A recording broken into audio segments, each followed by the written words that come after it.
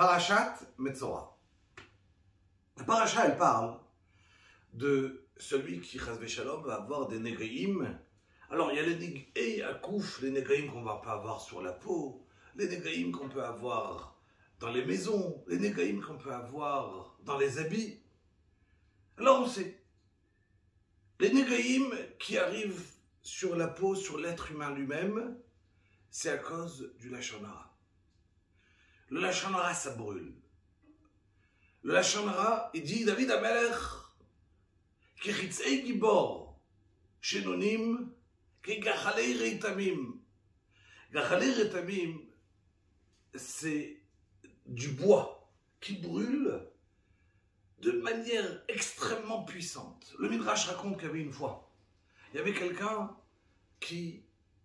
deux personnes qui étaient passées comme ça dans la forêt, ils avaient allumé un feu avec ce style de bois, Gachalei Retamim, du bois de Retamim. Ils sont repassés 1 an plus tard. Et le feu, les braises, ils étaient encore allumées. Il dit là, le Shir HaGadosh, pourquoi David Amelech, il a voulu montrer que le lashon hara, ça ressemble à ces braises ardentes de Gachalei Retamim.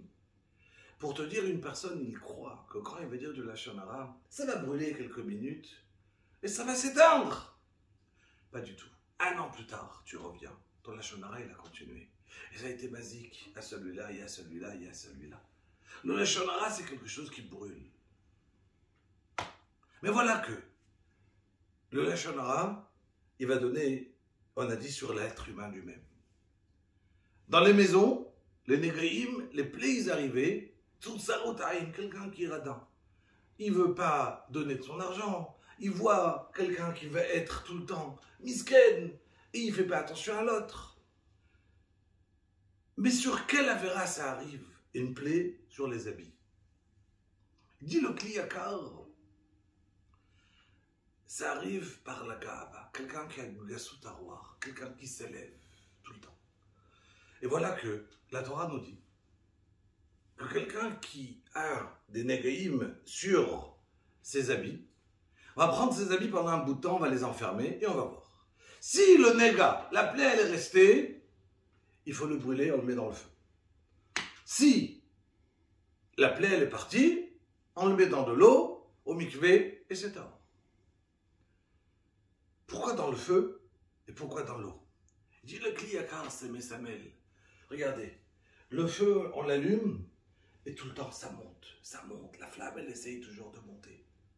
Quelqu'un qui s'élève à lui-même, qui a cette gava, qui a cet orgueil de s'élever à lui-même, et c'est pas parti, alors on le brûle. Sur place, c'est à brûler.